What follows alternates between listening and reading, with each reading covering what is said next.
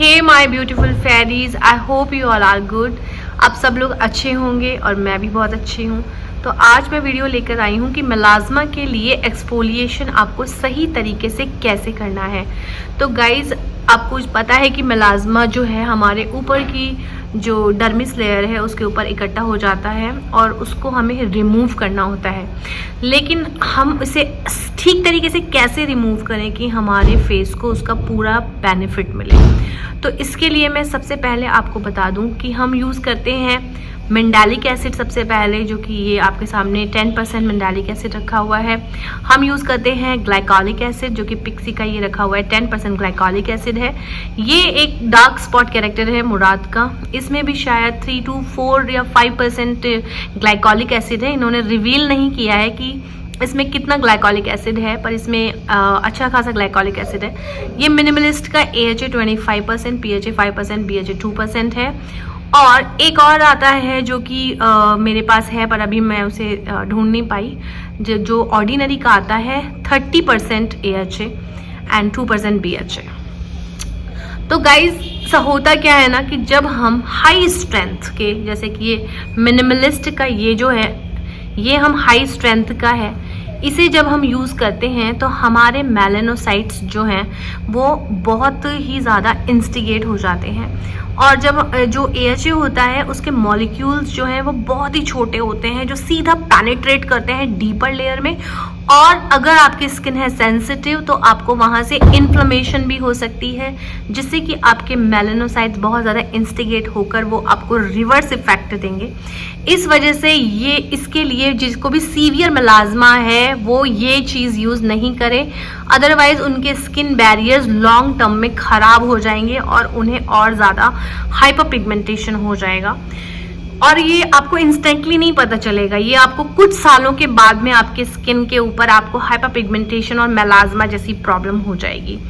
दूसरा है 10%, ये ग्लाइकोलिक एसिड है, पिक्सी का है ये। इसमें और भी ब्रांड्स आते हैं जो मैं आपको आगे बताऊंगी। और इसके अंदर जो है 10% तक भी आप यूज़ कर सकते हैं ग्लाइकोलिक एसिड, लेकिन आपको इसमें लिखा हुआ है कि ओवरनाइट, आपको इसमें जो इंस्ट्रक्शंस दिए गए हैं वो ओवरनाइट के दिए गए हैं। आपको रात भर अपने स्किन पर ग्लाइकोलिक एसिड को छोड़ना है और फिर मॉइस्चराइज कर लेना है, पर ये एकदम गलत तरीका है। ग्लाइकोलिक एसिड को आप रात भर अपने स्किन में नहीं छोड़े, अदरवाइज आपके स्किन बैरियर्स खराब हो जाएंगे और आपको आपका मेलाज़्मा या हाइपर पिगमेंटेशन ठीक होने के बजाय खराब हो जाएगा। लॉन्ग टर्म में स्किन आपकी डार्क हो जाएगी। एक इस तरीके के डार्क स्पॉट कैरेक्टर्स आते हैं, मुराद का है ये देखिए, इस तरीके से डार्क स्पॉट कैरेक्टर्स आते हैं। इसके अंदर ग्लाइकोलिक एसिड लिखा हुआ है जो कि इसमें है। तो इस तरीके के जो डार्क स्पॉट कैरेक्टर हैं इनमें जो ग्लाइकोलिक एसिड है वो 3, 4, 5% तक होता है। तो अगर हम इस तरीके के डार्क स्पॉट किसी भी तरीके के हम यूज़ कर रहे हैं जिसके अंदर ग्लाइकोलिक एसिड है या कोई भी तरीके का एसिड है, मेंडालिक एसिड या लैक्टिक एसिड है, तो हमको किसी तरीके की एक्स्ट्रा एक्सफोलिएशन की ज़रूरत नहीं है।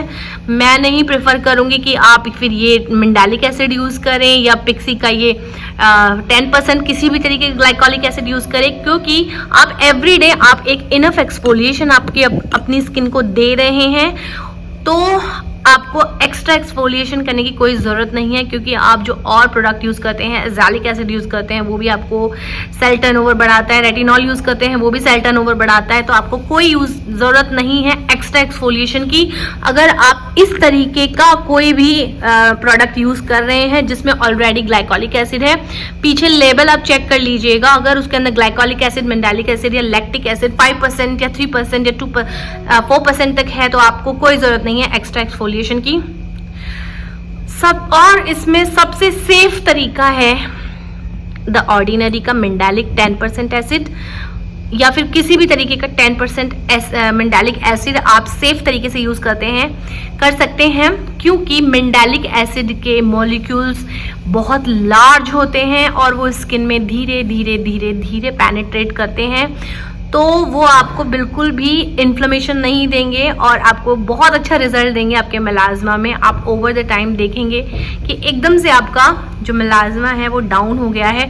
हाँ, एकदम से इसके रिजल्ट आपको देखने के लिए नहीं मिलेंगे, पर लॉन्ग टर्म में बहुत अच्छा इफेक्ट मिलेगा बिना आपके स्किन को खराब किए हुए। ऐसे जो ग्लाइकोलिक एसिड्स और ये ग्लाइकोलिक एसिड में क्या होता है, उसी वक्त आपको फर्क देखने को मिलेगा, पर लॉन्ग टर्म में ये नहीं अच्छा है, इसलिए मैं अवॉइड करती हूँ ग्लाइकोलिक एसिड को। मेंडालिक एसिड आप अपने रिजीम में लेकर आए और 10%, लेकिन हाँ, किसी भी तरीके का एसिड को आपको वीक में सिर्फ एक बार यूज करना है। ये जो 10% एसिड, तो एसिड ही होता है ना, तो आपको एक ही बार वीक में यूज करना है। ये जो 25% या 30% की ग्लाइकोलिक एसिड हैं, ये आपको बिल्कुल भी यूज नहीं करने, अदरवाइज आपके स्किन बैरियर्स खराब हो जाएंगे आगे जाकर, ठीक है। और लैक्टिक एसिड भी आप यूज कर सकते हैं, वो भी मेरे पास अभी रखा हुआ है लेकिन मैं लेना भूल गई। लैक्टिक एसिड भी आप 10% यूज कर सकते हैं, लेकिन सिर्फ वीक में एक ही बार यूज करना है। तो शुरू से मैं आपको समझाती हूँ कि 25%, 30% इस तरीके के ग्लाइकोलिक एसिड आपको यूज नहीं करने हैं। हाई स्ट्रेंथ के ग्लाइकोलिक एसिड, हाई स्ट्रेंथ के एसिड्स आपको यूज नहीं करने हैं अगर आपको अपना मेलाज्मा, डार्क स्पॉट या हाइपरपिगमेंटेशन को ठीक करना है। दूसरा, आपको वीक में सिर्फ एक बार मेंडालिक एसिड या लैक्टिक एसिड यूज करना है। तीसरा, अगर किसी भी डार्क स्पॉट कैरेक्टर के अंदर आप पीछे चेक करेंगे, उसके अंदर अगर किसी भी तरीके का एसिड है 5% या 3% या 4%, तो आपको एक्स्ट्रा एक्सफोलिएशन की कोई जरूरत नहीं है। तब आपको कोई 10% मेंडालिक एसिड या लैक्टिक एसिड या किसी भी तरीके का ग्लाइकोलिक एसिड एक्स्ट्रा में यूज नहीं करना है। ओके, आई होप आपको समझ में आ गया होगा। गाइस, आपको मेरे वीडियोस अच्छे लगते हो तो लाइक, सब्सक्राइब एंड शेयर जरूर करें। मैं मिलती हूँ आपसे अपने नेक्स्ट वीडियो में।